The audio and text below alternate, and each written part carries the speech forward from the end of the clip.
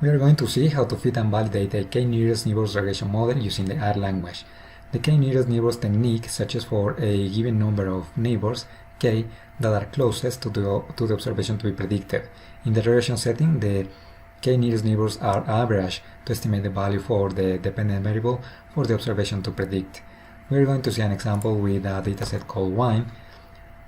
Here we will use rating as the dependent variable, so we will try to estimate the rating of several wine brands based on a number of continuous predictors such as price, alcohol, residual sugar, sulfates, and pH.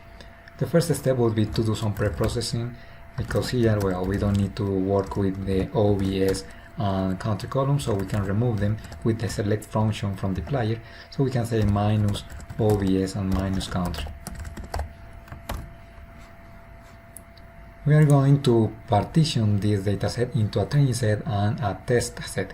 We will use the training set for fitting the regression models and to evaluate several possible values for k, the number of nearest neighbors.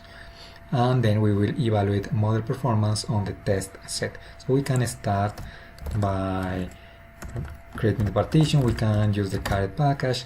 It's a good practice to set the random number generator seeds to some number for reproducibility purposes. So we can use the create data partition function.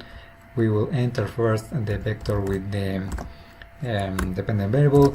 We can set the p argument, the proportion of data to go into the training set, let's say 70%, and then we set the list argument to false. We can save this result as an object, let's call it inTrain.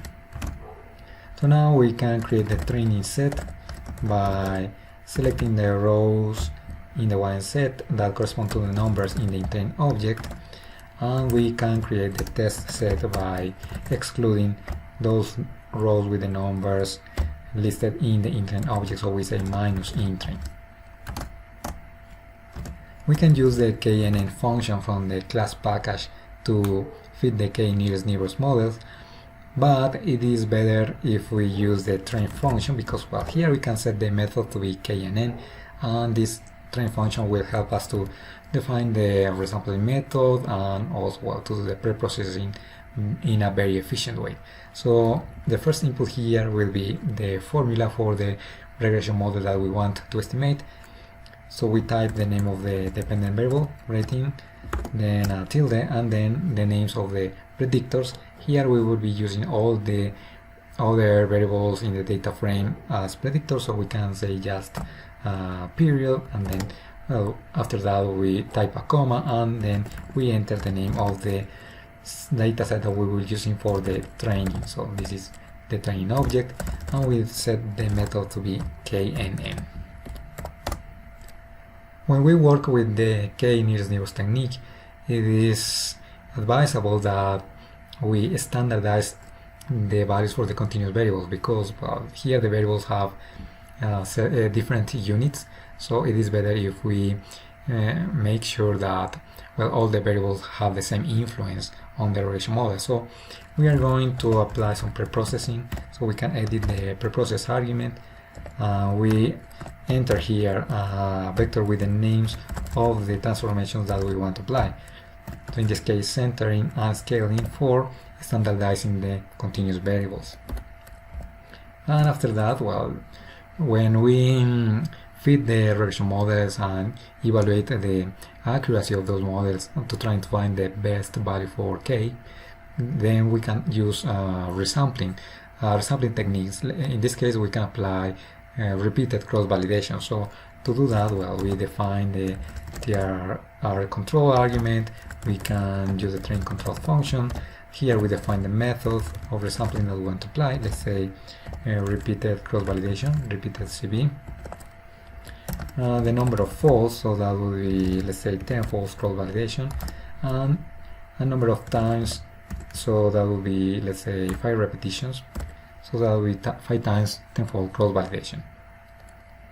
We can save this as, let's say, knn underscore reg underscore fit, and it is better if we set the random number generator seed again, because train is going to apply some random partitions. So for reproducibility, well, let's set the seed, and then, well, we can run the regression models.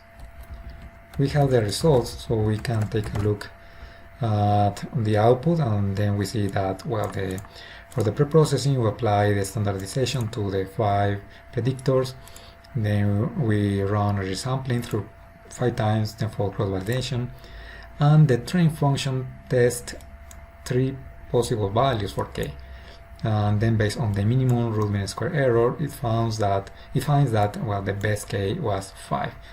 We can perform a more intensive search of the best value for k.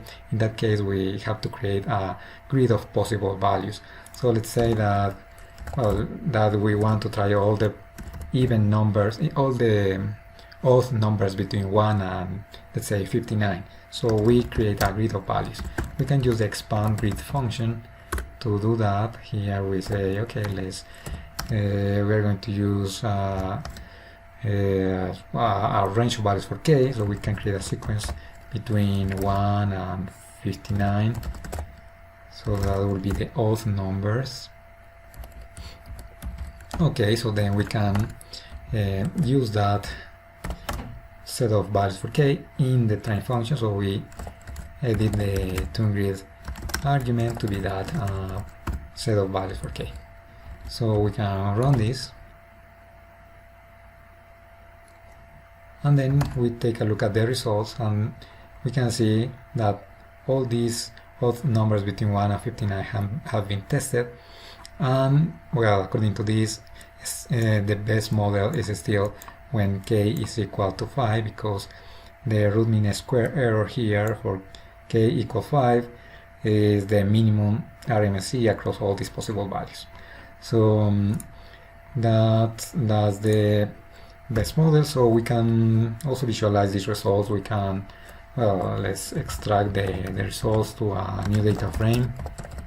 So from this object we can select the results table, and then we can create a plot here with ggplot. So we can pipe this table into ggplot. We define the aesthetics, so in the x-axis we can plot the k values, and then in the y-axis we can plot the RMSE, and we can create a scatter plot with the geom_point function and a line chart with geom_line. So we can see that here the best model, the model with the minimum root mean square error, was found when k was equal to 5. Then we can evaluate the model performance on the test set. So we can calculate the root mean square error on the test set. So, well, first we will have to calculate the error. The error is the difference between the actual ratings in this data set for the test set. So that would be, well, the rating column minus the predicted ratings using the model. So we can take this model and then we predict on the test set. So this will be the error values, and then, well, we have to square these numbers, and for the root mean square error, well, we have to take the square root of the average of those values.